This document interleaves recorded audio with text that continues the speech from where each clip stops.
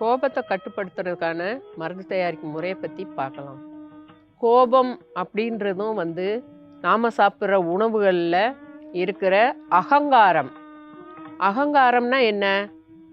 உணவு தான் நமக்கு அகங்காரத்தை கொடுக்கறது. அதாவது மாமிச உணவுகள் சாப்பிட்றதும் காய்கறி உணவுகள் சாப்பிட்றவங்களுக்கும் ரொம்பவே வித்தியாசம் இருக்கும். அன்னத்தை குறைச்சா அகங்காரம் குறைஞ்சு போயிடும் அப்படின்னு சொல்லிட்டு நம்ம முன்னோர்கள் பெரியவங்க சொல்லியிருக்கிறாங்க. அப்போ நம்ம உணவுகள் சாப்பிட்றது அதிக காரம், அதிக புளிப்பு, அதிக மாமிச உணவுகள் சாப்பிட்றவங்களுக்கு அதிகமாகவே அகங்காரம் இருக்கும். கோபத்தை கட்டுப்படுத்துறதுக்கான மருந்து தயாரிக்கும் முறையை பற்றி பார்க்கலாம். சீரகம், வெற்றிலை, பவளமல்லி இலை மூணையும் அரைச்சி எடுத்து ஒரு 20 மில்லி அளவு இருந்தால் போதும். நாட்டு மாட்டு பாலோட கலந்துடலாம்.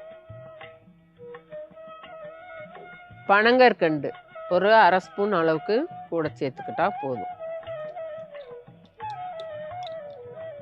இது ஒரு நாள் விட்டு ஒரு நாள் ஒரு வாரத்துக்கு 9 நாள் அப்படி சாப்பிட்டுட்டீங்கன்னாக்கா உங்களுக்கு அந்த குணம் சாந்த குணம் வந்துடும். கடுகடுன்னு எப்போ பார்த்தாலும் மூஞ்சியில் அப்படியே எள்ளு போட்டால் பொரியும் அப்படின்வாங்க. கோப உணர்வோடையே இருப்பாங்க. அது அவங்கள பார்த்தாலே தெரிஞ்சிடும். இந்த மருந்து தயார் பண்ணி சாப்பிட்டுட்டீங்கன்னாக்கா படிப்படியாக கோப உணர்வுகள் சாந்த குணமாக ஆயிடுவீங்க.